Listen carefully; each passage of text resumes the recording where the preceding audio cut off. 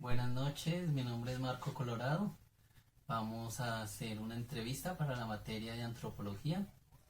La entrevistada es mi madre, Flores Mi López Rodríguez. Buenas noches, ¿cómo están? Entonces, la primera pregunta, ¿de cuál región del país proviene usted y sus familiares? Bueno, yo provengo de la región del Tequendama, del departamento de Cundinamarca, del municipio de Biotá. Vivimos con mi familia, papá, mamá, abuelos, hermanos, en la vereda de Palestina. Allá fuimos criados, papá, mamá, 14 hermanos. ¿Existen antecedentes de migración en su familia? Si los hay, ¿por qué migraron? Sí, por parte de mi mamá, mi abuelo, él era oriundo del departamento del Tolima. Él nos contaba siempre no, en ocasiones nos contaban esas historias que él le tocó salirse de allá porque la violencia era terrible. Él, pasaba la gente en la noche y así se tenían que salir de sus casas para protegerse, proteger la familia, sus hijos, se tenían que esconder por allá en el campo, debajo de las piedras, esconderse. ¿Eso más o menos qué época fue? Eso fue como en los años 40, 50. Eso fue en este tiempo. Cercano a la época de Gaitán. Sí, por ahí. ¿Qué costumbres aprendió o conserva de sus padres o abuelos? Bueno, costumbres. Eh, el trabajo de la finca, a coger café, a sembrar la tierra, cuidar la tierra. Y algo muy rico era la gastronomía, la comida. Hacían unos tamales deliciosos porque eran tamales traídos de la receta del Tolima por parte de mi abuelo. Deliciosos, la morcilla, el masato, la chicha, el sancocho de gallina, deliciosos, ricos. ¿Algún trabajo artesanal, tapetes, bordados? Hacíamos bordado, en ese tiempo se llamaba puntecruz, se hacía en tela, en granité o en dacrón, género, se hacían bordados, flores, se llamaba cordón, relleno, puntecruz. Eran unos bordados artesanales muy bonitos. También se hacían unos tapetes en lana. Se hacían para guardar los huevos unas canasticas en alambre dulce. Eso lo conocíamos como alambre dulce. También se usaban otra cosa, unos chocos. Hoy en día todavía existen unas tutumas donde viene el arequipe, pero eso eran unas cosas grandes y de ahí se guardaba el guarapo, que era muy rico. Guarapo de caña. ¿Y cuáles son los recuerdos más importantes de su infancia? Era muy rico, por decir, la fiesta de San Pedro y San Pablo.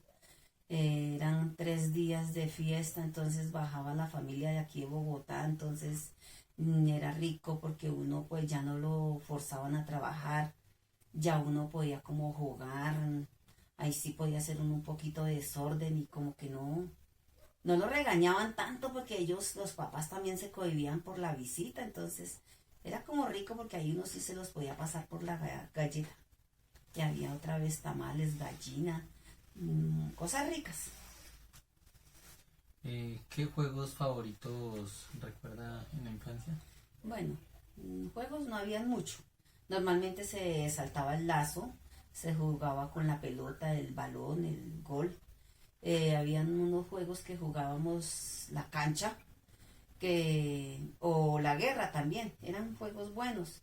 También nos íbamos hacia la montaña más alta, cada uno llevaba un costal y se botaba uno, se arrastraba en ese costal y también era rico, como en un rodadero. Em, ¿Alguna anécdota que recuerde, algún cuento, alguna historia que contaron los papás o los abuelos? Pues ellos contaban mucho los cuentos de la patasola, del tunjo, que si uno se cogía un tunjo, que si uno veía una noche una luz que estaba por ahí caminando, que si uno se le orinaba encima, entonces ya eso quedaba quieto y que eso era una cosita de oro, entonces ya uno se imaginaba que eso uno iba a quedar, era rico. Pero también contaban cosas tenebrosas, del perro que echaba chispas, la pata sola, que se veían sombras, que se veían los difuntos, entonces siempre era algo como tenebroso. Era rico, pero también era algo tenebroso que a uno sí le daba mucho miedo. Bien. ¿Alguna fiesta típica de la región? ¿Algún ritual religioso? Bueno, la Semana Santa. La Semana Santa se guarda mucho en el campo o en la región de nosotros. Entonces, ¿qué pasaba?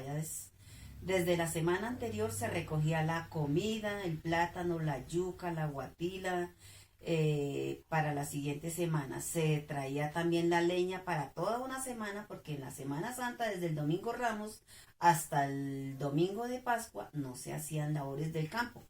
Escasamente se le daba de comer a la vaca, que era traerle pasto o vástago, que se le daba vástago se le rociaba sal y se le ponía el agua, no más.